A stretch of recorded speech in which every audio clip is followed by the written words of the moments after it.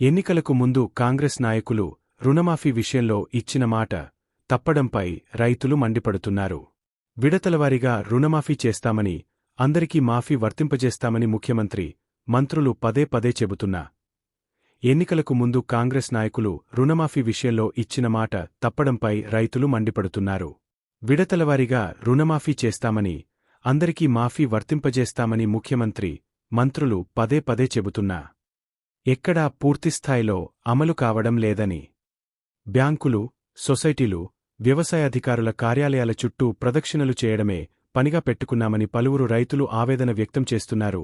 జిల్లాలో విస్తారంగా కురిసిన వర్షాలతో సాగు పనుల్లో నిమగ్నం కావాల్సిన తాము కార్యాలయాల చుట్టూ కాళ్లరిగేలా తిరగాల్సి వస్తోందని, 2 లక్షల రూపాయలు రుణమాఫీ కోసం ఆందోళనలు, నిరసనలు, ధర్నాలు, రాస్తారోకోలు చేయాల్సి వస్తోందని చెబుతున్నారు. తీరొక్క విధంగా నిరసనలు తెలిపినా కాంగ్రెస్ ప్రభుత్వం రైతులపై ఏమాత్రం కనికరం చూపడం లేదని, రుణమాఫీ కాకపోతే తమ అప్పులు ఎలా తీరుతాయని అన్నదాతలు దిగులు చెందుతున్నారు. 2 లక్షల రూపాయలులోపు రుణమాఫీ చేస్తామని ప్రభుత్వం ప్రకటించినా బ్యాంకు అధికారులు మాఫీ చేయడం లేదు. మొదటి, రెండో విడతల్లో ప్రకటన చేసి కొందరు రైతులకు మాత్రమే మాఫీ చేశారు. ప్రస్తుతానికి 2 లక్షల రూపాయలు రుణమాఫీ కోసం అర్హులైన రైతులు బ్యాంకులకు వెళితే పేర్లు, ఆధార్ నెంబర్లు తప్పుగా ఉన్నాయి అని చెబుతూ అనవసర కారణాలు చెప్పి తిప్పి పంపిస్తున్నారు. అధికారులు ఎలాంటి షరతులు, కొర్రీలు లేకుండా రుణమాఫీ చేయాలి. వ్యవసాయ సీజన్ అయినందున ఇబ్బంది పెట్టకుండా వెంటనే రుణమాఫీ చేసి ప్రభుత్వం రైతులను ఆదుకోవాలి. ఆంధ్రా బ్యాంకులో 1,60,000 రూపాయలు వ్యవసాయ రుణం తీసుకున్నా. ప్రభుత్వం ప్రకటించిన విధంగా నేను తీసుకున్న రుణం మాఫీ అయ్యిందో లేదో తెలుసుకునేందుకు బ్యాంకుకు వెళితే అధికారులు కాలేదన్నారు. వ్యవసాయ శాఖ కార్యాలయానికి వెళ్లి అడిగితే రుణమాఫీ ఎందుకు కాలేదో చెప్పడం లేదు.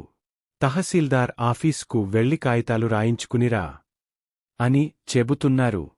సాగు చేసుకోవడానికి పంట భూముల వద్దకు వెళ్లాలో, బ్యాంకులు, అధికారుల చుట్టూ తిరగాలో అర్థం కావడం లేదు. అంతా గందరగోళంగా ఉంది. కాంగ్రెస్ ప్రభుత్వం చేస్తున్న రుణమాఫీని ఎలాంటి షరతులు లేకుండా చేయాలి. ఎన్నో కష్టనష్టాల కోర్చి సాగు పనులు చేసుకునే రైతులందరి రుణాలు మాఫీ చేసి వారిని ఆదుకోవాలి.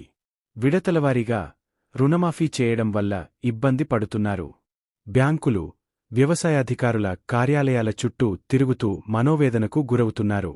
గత కేసీఆర్ ప్రభుత్వంలో మాదిరిగా వ్యవసాయం పండుగలా సాగాలంటే ప్రస్తుత ప్రభుత్వం 2 లక్షల రూపాయలు రుణమాఫీతో పాటు రైతు భరోసా ఇచ్చి రైతులకు అండగా నిలవాలి.